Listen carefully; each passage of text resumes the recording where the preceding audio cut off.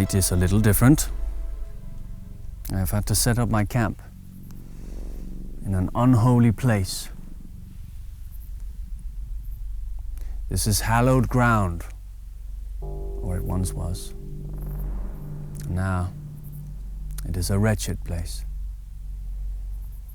One to be feared, one to be respected. From time to time, those of us who guard these lands, watch over them, the guardians of the night, such as I,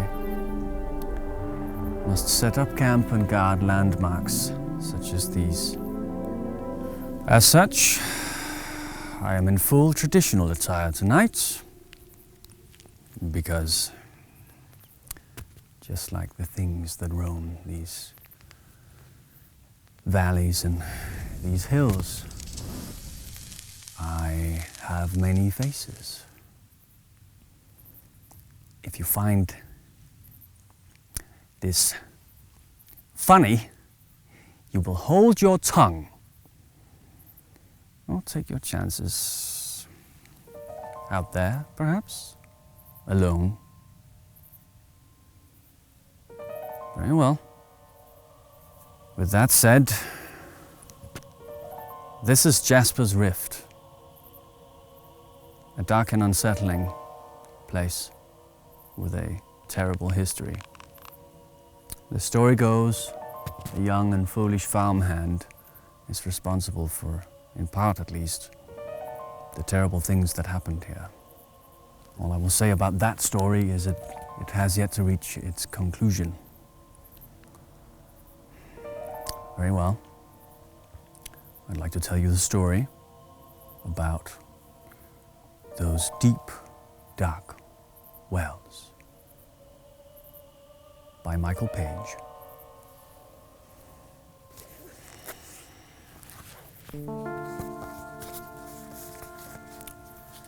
The terrible thing happened at night, as most terrible things do. When I clicked away at my home job as a transcriptionist, I'd often watched the boys playing in the backyard.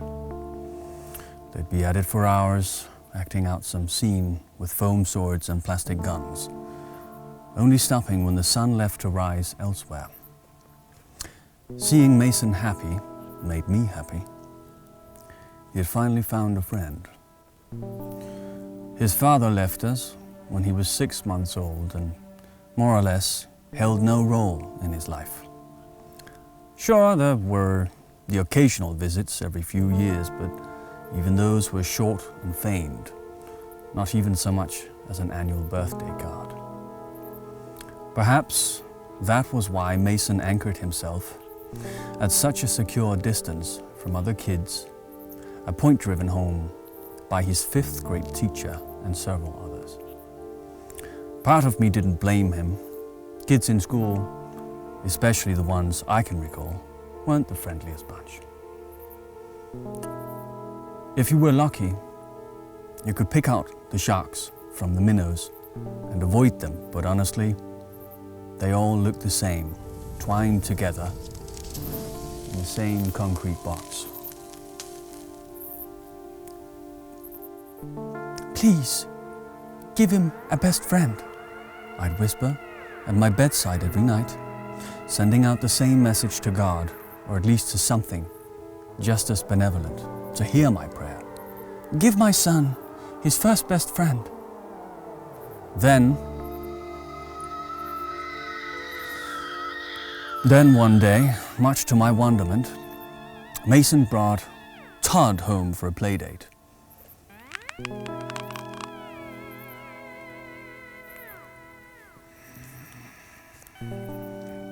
Where was I? Oh yes, he had found a friend. Then one day, much to my wonderment, Mason brought Todd home for a play date. He was a petite boy with mismatched clothes, unkempt hair, and the bluest eyes you had ever seen.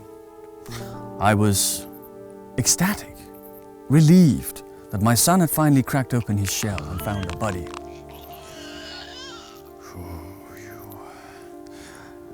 I saw him at the park, Mason told me when I first asked how they'd met. He was sitting alone at the swings, like he was sad. When he saw me on my bike, he waved, and I waved back. Then we hung out, and he was really cool. As he shared this, I couldn't help but smile at his excitement, so much deserved by the loneliest boy in the world. That night, they had a sleepover and passed out in the living room. From my bedroom, I could hear the muffled speech of our television, which they had left on.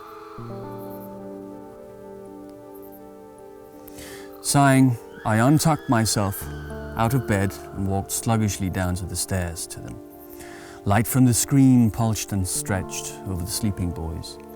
Mason was swaddled in his blanket on the floor, while Todd was curled up on the couch. I scanned for the remote, and after no luck, I moved to shut it off myself. You stay down there. Crick! A lone bag of chips crinkled under my foot. From the couch, Todd's shape twitched and then bolted upright. I meant to say sorry, but I was stopped short. When Todd jutted awake and opened his eyes, I couldn't see them. They hadn't rolled up in their sockets or slipped to their sides, or they were simply gone, 2 holes of singular darkness. Todd had blue eyes, vividly blue eyes. But at that instant, not even the glow of the television reflected off those dark membranes, black as Santa's coal. Then he blinked, and the eyes returned. Before I could say anything, his mouth stretched into a yawn, and his body slumped back into the cushions. I was stiff as a board, somewhat relieved I hadn't shrieked and woken them both up. My thoughts told me it was a trick of the light, as did any speck of reason.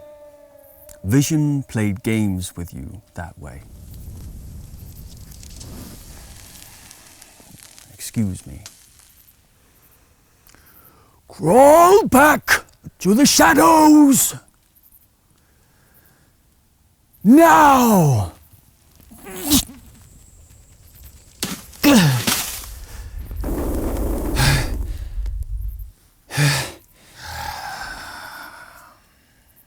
My thoughts told me it was a trick of the light, as did any speck of reason.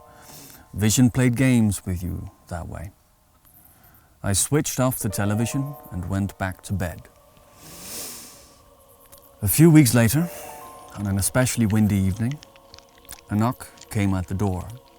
Todd was there as usual, seesawing on his soles patiently.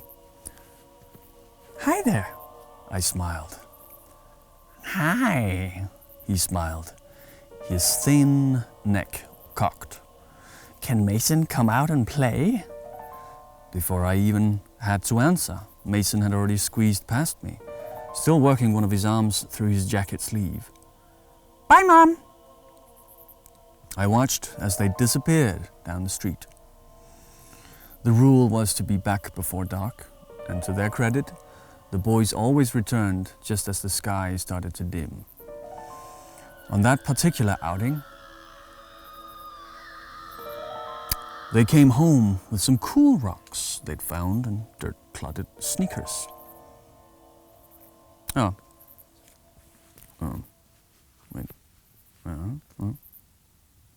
Yes. By the time Todd was ready to walk back home, it had fallen too dark for him to go alone. I gave him a ride with both boys in the back seat. It wasn't a far drive, and as his house was only a few streets away, every so often my eyes would slip back to the rear view and see Todd watching the streets, Mason dozing off next to him. As we passed the street lamps, a bar of light would creep through the window, roll over his face, and vanish over his head. The car suddenly rocked as my wheels rolled too hastily over a speed hump. His gaze left the window and met mine. Only this time, the slanted light skimmed over his features. His blue eyes did not look back at me. They were gone, blotted out by the same oily darkness, silent, murky circles. Even his skin, in just that quick moment, looked different, like dry, mottled clay, fit poorly over a skull. Lips bloodlessly shriveled. I slammed on the brake, jostling all of us with a sudden lurch. Mason gasped himself into a wide-eyed awareness. As fast as it had happened before, the straight-faced horror in my backseat returned to a sweet young boy, shocked and surprised. Sorry, I breathed. Sorry about that, guys. I thought I saw a cat in the road. We reached Todd's house, a white ranch style, with a flowering dogwood tree in the front yard. As the boys said their goodbyes, I could only stare into the dashboard, my heart sending tremors down my arms. The world felt off its tilt, as if the lines separating actuality and nonsense were blurred. I was disoriented by how real it seemed, his eyes like deep, dark wells, his unhealthy skin stretched and pulled like a death mask. My thoughts clashed with the fold of my brain that formed logic, and eventually logic won. It was all in my head, period. But despite how far-fetched it sounded, I actively avoided eye contact with Todd, not even giving a sliver of opportunity for that oily pitch to return. If it even happened in passing glance or a quick double take, I'd be back to circling the rim of mental collapse. A week later, I went to pick up Mason from Todd's house. I pulled up along the curb, texted, "I'm here," and waited there for some time. There was no sign he'd read my message, nor did he answer any of my calls. When I got tired of waiting, I twisted the keys out the ignition and made my way up the slim walkway. The house was missing a great deal of shingles, which scarred its roofline in dark patches. The rain gutters were clogged and stunk of decomposing leaves. I knocked briskly and waited. The door unlocked, held only partially open by a door chain. "Yes?" the face peeking out asked. His voice was nasally, like it was lodged somewhere in his throat, right in the pit of it. "Hi, I'm Holly Mason's mom. I'm here to pick him up." The door closed and then opened fully as the chain slid out of its holder. The man on the other end was lanky with unset baldness widening his forehead. His eyes tired and heavy. "Oh, I'm sorry about that," he said, flashing a thin-lipped smile and offering a handshake. "David, the boys are probably still on their way back, but they'll be here any minute now. You can come inside and wait if you like. I got some tea ready to go." I took him up on his offer and followed him inside. As our immediate right was the living space, where a woman sat watching a rom-com on television. "Excuse me, go back to hell." Thank you. A rom-com, sorry about that. Paying no mind to the sound at the door, she kept her back to us. Beneath the show's timed laugh track, I could hear the sound of hard, labored breathing. Hanging over the side of the sofa, drooped a thin skeletal wrist. On the wall, a grey Kit Kat clock shined its eyes and wagged its tail. The kitchen was small, with a triangular arrangement of sink, stove, and refrigerator, a small dance between the three. Flowery wallpaper looped around the room. A formica-topped table sat against the wall with minty green chairs. I took a seat in one as David retrieved some cups from the cabinet. The smell of light orchard drifted through the air. "Hope you like green tea," he said quietly as he filled the cups and brought them over. "Green is fine," I replied, taking the cup from him. "Thank you." He planted himself in a chair. "They're really fond of each other, aren't they? The boys, I mean." "I'd say so. You can hardly keep Mason away." I laughed. By this point, I had noticed the dark pouches beneath his eyes more clearly. In fact, his overall appearance seemed to hang in a mournful sag. Whatever supplement he needed, he was missing a lot of it. So, how long have you been in the neighborhood? I asked for the sake of conversation. A good while now, he mused, rubbing a finger along his cup. Really? I'm surprised Mason didn't meet Todd sooner. Our houses aren't that far. Todd? He asked, as though needing a moment to remember his own son's name. Oh yes, that's pretty surprising. He gets around. Mason never sees him at school. Does he go to a different district? Lines creased his mouth. School, From the living room, a harsh, guttural coughing reached us. David's neck swiveled towards the sound. Excuse me, my wife needs me. He left his chair and hastily went to her. Not too long after that, the front door opened as Todd and Mason arrived. As we said our goodbyes to David and his silent wife, he clasped my hand in a tight shake. It was nice meeting you, Holly. Really, it was. When he released his grip, I realized something was left in my palm. When we were back in the car, I folded it open. What's that, Mom? Mason asked.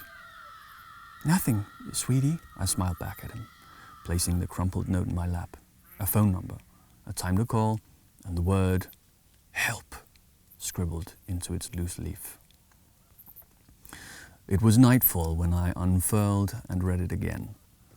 I was in the backyard occupying a seat of our fire pit, my cell phone in one hand and a cigarette pinched in the other. The note said to call at 8, which was only 5 minutes away. As the time drew closer, my chest grew tighter with anxiousness. Moments ago, I had snuck into my own room, pulled out the bottom shelf of my dresser, and unearthed the pack of Marlboros hidden there. 3 years it had been without them, and 3 years I'd kept my promise to Mason to stop smelling like an ashtray. At least that's better than a goddamn demon, or whatever you are.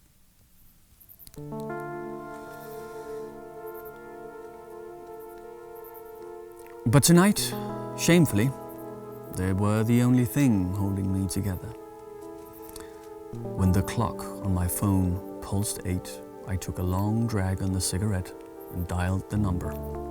The tone churred in and out a few times and finally connected.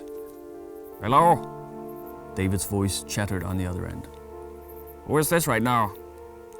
My heart rattled in my throat. It's Holly, Mason's mom. The voice exhaled and then returned briskly. I need you to listen to me, okay? Are you listening? Yeah, I'm listening. Keep it away from your boy. The fire pit popped and spat a few embers. Keep what away? What are you talking about? Listen, he snapped, a manic weight to his words. Don't let Mason come over here anymore. It isn't safe for him. Don't even let it go over there. You have to stop this now. I twisted my neck back towards the house and then leaned forward in my chair. Are we talking about your son right now? He isn't my son, he scorned. Not at all. Not in any way. You need to calm down. If you need help, I can call the police. No police, he screamed, his voice so tight and stressed that it splintered on the other end. It will take more from her if you do that. My wife, she can't handle much more. It's taking something from her, taking something from me. We can't get rid of it now. It's too late for us. But not for you. You can stop this. He started to weep and mutter to himself. It came to our door. They used the phone. Why did we let it in? Why did we let it use the fucking phone? Something stirred in his background. He paused and then whispered, Keep it away from him. And then he hung up.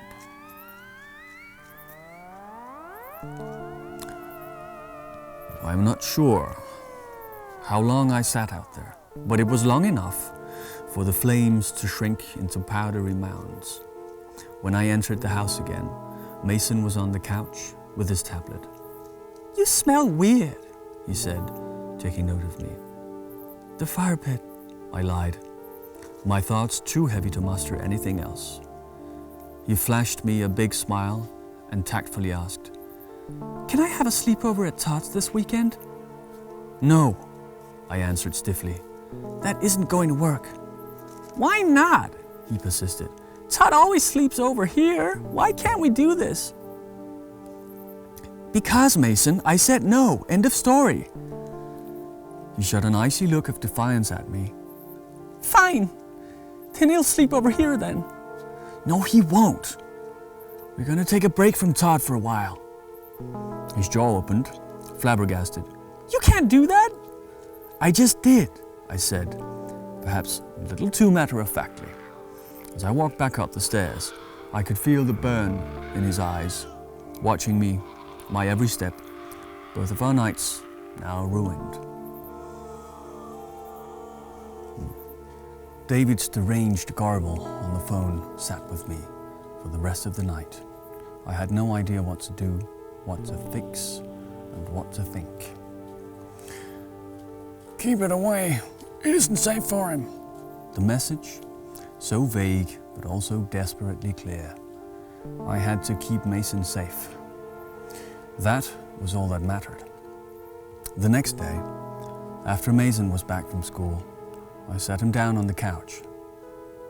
I'm sorry for last night, I said. I was very stressed, but that's not the way I want us to speak to each other again, okay? His eyes naturally scanned the floor. Okay. I love you, Mason, and no matter what, I want you to be safe. So there are a few things I need to know about Todd. Will you do that for me? He nodded again, his sneakers softly kicking the backpack slumped on the carpet. Did he ever act weird or strange to you? His head shook. What about his parents? Did he act different around them at all? Same answer. I wasn't sure how to word the next question, but I did my best anyway. Did he ever do something with his eyes? This time, Mason nodded. My heart squeezed itself smaller. I wanted so much to change the subject, to retreat to the kind of cadence of sanity. The kind cadence of sanity. What the fuck does that mean? I wanted so much to change the subject, to retreat to the kind cadence of sanity. But I had to somehow know more. I had to protect my son. What did he do with his eyes? A trick, Mason replied hesitantly. Told me not to tell anyone though. You have to tell me. His lips crinkled, trying to keep the secret zipped up. Then he finally spoke. He could make them disappear? I felt drugged by his words. My head even feeling lighter, like all the logic in the world had just been raptured away. You did see them, my thoughts repeated. You did see the deep, dark wells. As quickly as all my self-doubt left, a scream of dread filled the empty space. Did it scare you? I asked. A little. Mason replied absently. He said not to be though. That he'd show me how to do it too. I grabbed his shoulder, making him jump suddenly. He didn't though. He didn't do anything to you. He looked confused, like I was the one talking crazy now. No. I know that he's your friend, Mason, but I need you to promise me that you won't see him anymore. Mason's gaze flicked back to mine, his eyes wide with betrayal. What? The tears began to come down. Promise me, I repeated, my words like razors scraping down my tongue. I don't want to. Mason. After much hesitation, he tearfully replied. I promise. I hugged him, closed my eyes, and surrendered to the cruelty of it all. For the rest of that hellish week, I kept my ears tuned for the knock at the door. For whatever reason, Todd never used the doorbell. Inevitably, that knock did come. Behind the frosted glass of our front door, I could see Todd's vague shape teetering on his soles. When the door opened, he smiled up at me. Hi, can Mason come out and play? Sorry, dear, I smiled back. Mason can't play today. The corner of his mouth lifted as his neck cocked to the side. Can he later? No, I don't think so, sorry. His nose wrinkled and the skin between his eyebrows creased. Okay. I closed the door, watched him leave, and that was that. It might take a few times, but eventually the message would sink in. Leave my son alone. I felt a sense of pride behind that, and what could possibly better protect my boy than his mother? But when I turned and saw Mason's cold eyes from the stairs, the pride all but evaporated. When Todd returned the next day, I gave him the same answer, then the day after that, and the one after that. I couldn't even refuse to answer when he knocked. Otherwise, he'd just sit there and wait, knock again, and wait some more, knowing full well we were home. 4 straight evenings of it. And poor Mason, he had every right to despise me for this. No parent could want to wall themselves between their son and his best friend, his first friend. But what choice did I have? We were drifting apart, orbiting ever farther away from one another. He was my prisoner, and I was the judge sentencing him back to a lonely world. Surely, you'd make new friends, right? The world was full of them, and if anything, this was proof that he could find them. That thought helped me cope, anyway. When the knock came for the 5th time in a row, my tolerance had run out. Todd wasn't catching on, and to make matters more irritating, it was 8 or so at night this time. Part of me hoped it was someone else. Maybe a neighbor bringing a package that was wrongfully left on their doorstep. But I knew better than that, and I was not allowing this to go any further. Mason was doing his homework at the kitchen table when I passed by him, no acknowledgement whatsoever. When I pulled the door open, Todd was standing beneath our porch light, both shoulders hunched over his ears as though expecting me to smack him. And perhaps verbally that was what I did. Go home, I said assertively. We're done. No more of this, all right? Can Mason come out to play? He asked sorrowfully, as though it weren't after dark.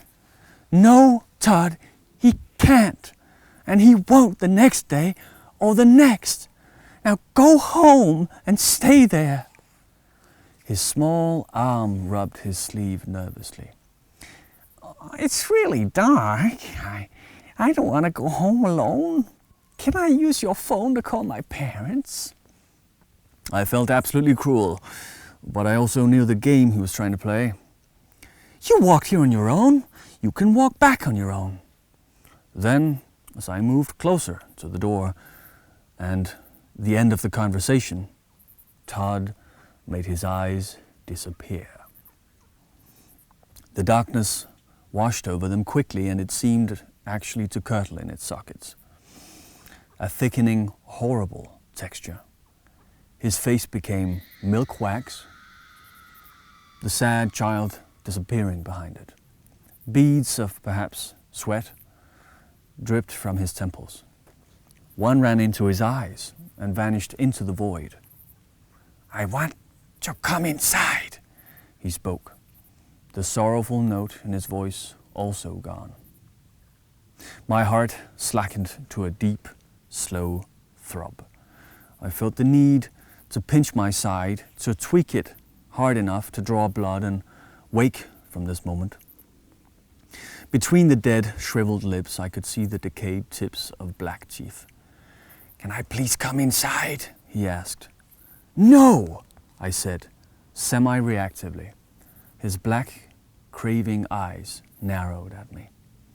For a moment, I actually thought they were starting to cry, but it was the darkness dribbling down his cheeks, oozing like oil slicks. I just want to play with Mason. The sound of it, the sound of that horrible face saying my son's name, snapped me back out of the shock. I slammed the door close and quickly locked it. Mason stood stiffly in the kitchen. His expression was only a shimmer of consciousness, vacant as a sleepwalker. Mason, look at me, honey. It's all okay. Everything's gonna be okay. But his unfocused eyes were not facing me. 3 firm knocks came from the door. When I turned to face it, a dark shape lingered behind the frosted glass. A tall figure, taller than any adult, was hunched to look inside, and from behind a single pane that separated us, its vague shape didn't move. From the other side, Todd's childish voice was still calling. Can I please come inside? Do you want to play, Mason? Don't you want to play? I could feel it watching us, like static, vibrating the air. When I tried to move Mason, he refused to budge, staring emptily toward the evil thing behind the glass. Heavy as he was, I scooped him up in my arms and bolted for the stairs. It won't break in, my thoughts uttered. It isn't allowed to. That much I was sure of. If it wanted to get in, it would have done so by now. It needed to be invited. I shut both of us away in the bathroom upstairs, and when the sounds of the front door finally ceased, Mason snapped out of it. He was confused, like he had just missed everything that transpired. I wasn't sure whether to consider that a blessing or not. Perhaps it was, and perhaps also it was not God that answered my prayer. It was impossible to digest what happened that night. Sometimes I'd linger on the stairs, right on the top step, and watch the doorway, wondering if the glass would suddenly darken, if Todd's voice would slip through and ask to come inside. One night, David had left a voicemail on my phone. She's gone, his voice whimpered. It got what it wanted from her, drained her dry. Now my wife won't wake up, and it's left us. I don't know what it wants from your boy, but it wants something. No matter what, don't let it back inside. The message cut out after that, and he still won't answer my calls.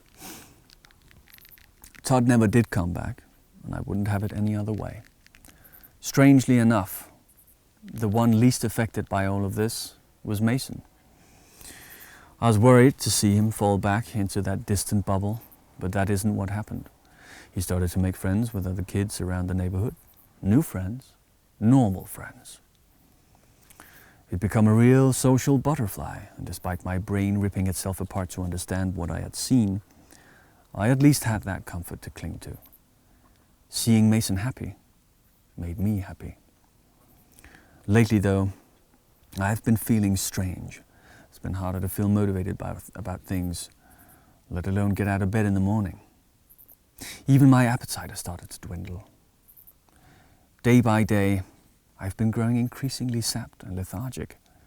I don't know what's wrong, but it is getting worse. Mason's been helping me get around the house.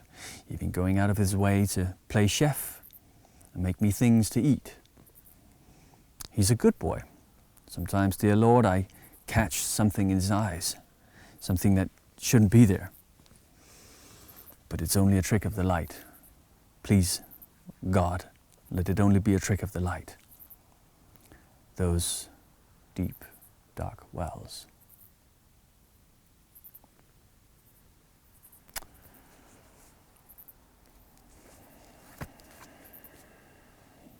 That was Those Deep Dark Wells by Michael Page.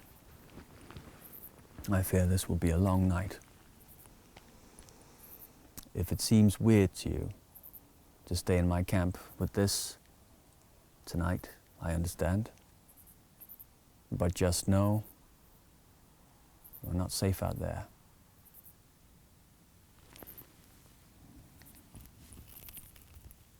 I've never shown you this. It's one of my little tricks. It's an amulet. It helps me. Now, please rest. Stay in my camp. Ease your troubles for a bit. When you wake up, I will be gone. But maybe we'll see each other again someday in the shaman's camp. Good night.